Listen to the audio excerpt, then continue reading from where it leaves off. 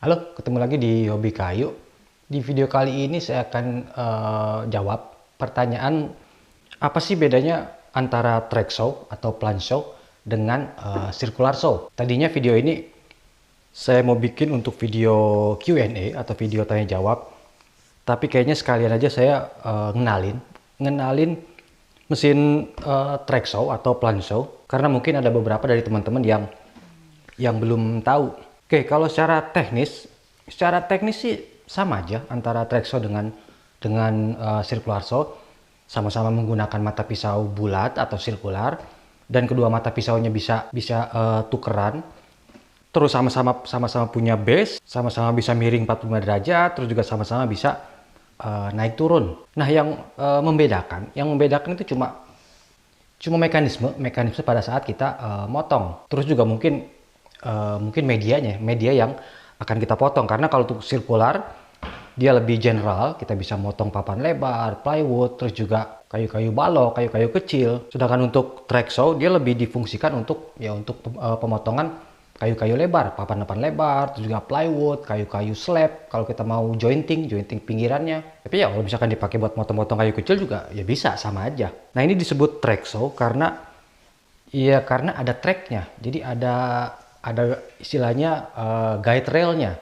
Dengan track ini kita pada saat motong jadi bisa lebih efisien, lebih cepat, terus juga bisa lebih lurus. Karena kalau sudah berada di track, kalau sudah ditaruh di track, dia nggak akan goyang kanan kiri. Karena di base-nya, di base plate-nya dia sudah ada notch-nya, sudah ada groove-nya yang sama dengan track-nya. Jadi dengan track ini dia nggak akan goyang-goyang selama track-nya di klem. Jadi ya lebih cepat dan lebih efisien. Karena kalau kita pakai track, misalkan kita mau belah plywood gitu, kita garis, kita tinggal ngepasin aja track-nya dengan garisnya. Oke, itu dia kenapa disebut track saw, karena ada tracknya. Terus dia juga disebut plunge saw atau ya yang bisa turun naik. Jadi untuk pengoperasiannya, untuk track saw ini, mata pisau dia akan selalu naik, akan selalu berada di atas base plate, tidak seperti circular saw. Pada saat kita motong, baru kita turunin mata pisaunya. Jadi untuk pemotongan, mesin kita nyalain, terus kita turunin mata pisaunya, nanti riving knife dia akan keluar. Nah, ini saya kurang begitu paham untuk brand lain apakah sudah ada riving knife-nya atau belum. Untuk Festool ini dia sudah ada. Nah, selesai pemotongan, pada saat kita lepas itu mata pisau akan otomatis naik karena dia ada pair-nya. Nah, mekanisme turun naik ini juga berbeda dengan circular saw. Karena kalau untuk track saw dia engselnya, pivotnya itu ada di belakang. Jadi yang naik turun itu bagian depan. Sedangkan untuk circular saw itu engselnya ada di depan.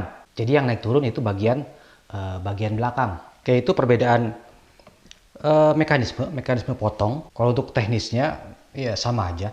Terus pertanyaan soal apakah lebih presisi. Nah, itu sebenarnya baik lagi ke kita pada saat nandain atau garis media yang akan kita potong. Jadi kalau presisi tergantung juga. Yang jelas kalau untuk track saw itu lebih ke untuk pemotongan lurus atau jointing. Jadi belum menjamin kalau kita potong itu pasti paralel. Jadi untuk potong lurus bisa banget, lebih efisien, lebih cepat. Tapi kalau untuk paralel itu ya tadi tergantung tanda dan tergantung mata kita. Nah, kalau di Indonesia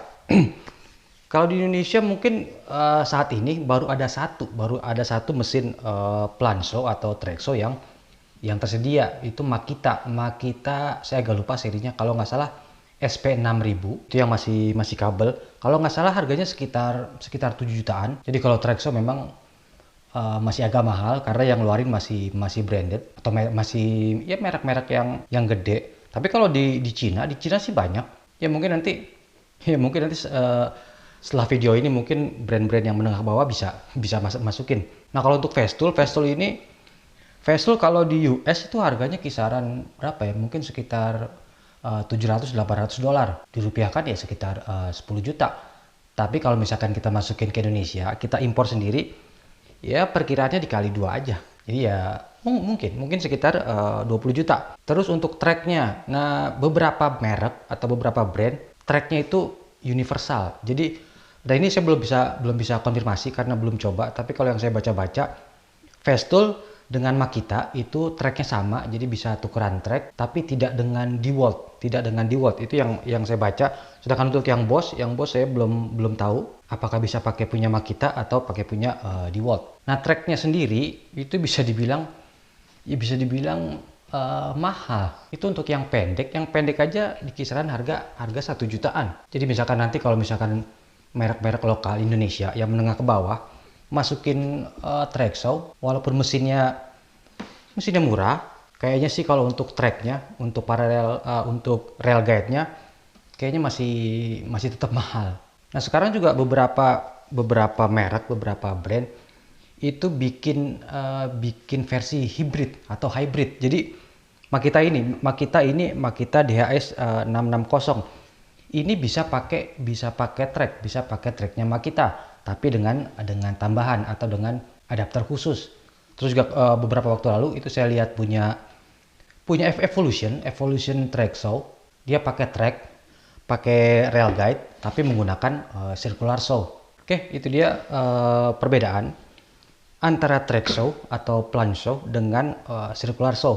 Jadi kalau secara teknis sama aja, yang membedakan cuma mekanisme pada saat pemotongan dan tentunya harganya. Saya juga kemarin bikin video tentang circular saw jig, khususnya untuk pemotongan lurus. Itu kayaknya saya akan upload mungkin 2 minggu atau 3 minggu lagi. Oke, semoga videonya bisa memberikan sedikit informasi buat teman-teman. Nanti kita ketemu lagi di video-video berikutnya. Sampai jumpa.